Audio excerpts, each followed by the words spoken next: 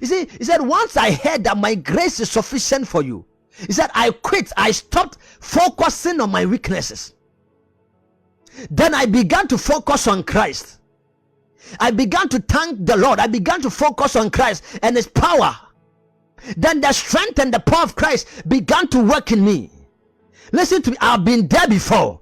The cycle of the never-ending cycle of struggle, never-ending cycle of struggle with yourself, struggle with weaknesses of all kinds, struggle with limitations and the condemnations and the self-pities and all of that. Hear me, what brings a man out is the focus, the revelation of Christ.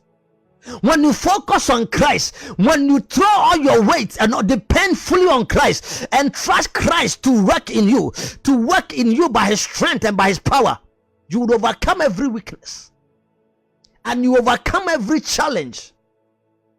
Hear me, let me repeat again. Whatever you call weakness, whatever you call trial, whatever you call temptation, whatever you call oppression, opposition, whatever it is that takes you back to your knees before the Lord, that draws you closer, that draws you back into God's presence, into prayer, it's a blessing in disguise. It's a gift.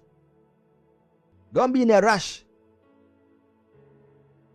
to put down yourself, to disqualify yourself,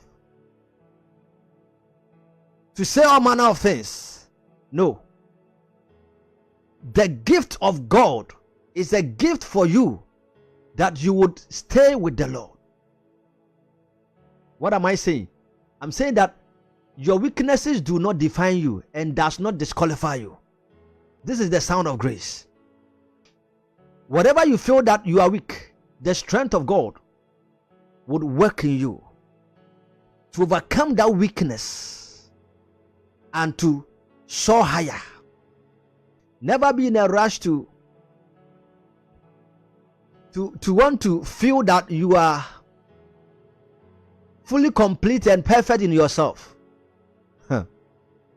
Let the grace of God have his full work in you. Let me read again. Because of the extravagance of those revelations, and so I wouldn't get a big head, I was given a gift of a handicap to keep me in constant touch with my limitations. Satan's angel did his best to get me down. What he in fact did was to push me to my knees. No danger then of walking around high and mighty. At first, I didn't think of it as a gift and begged God to remove it. 3 times I did that. And then he told me, my grace is enough. It's all you need.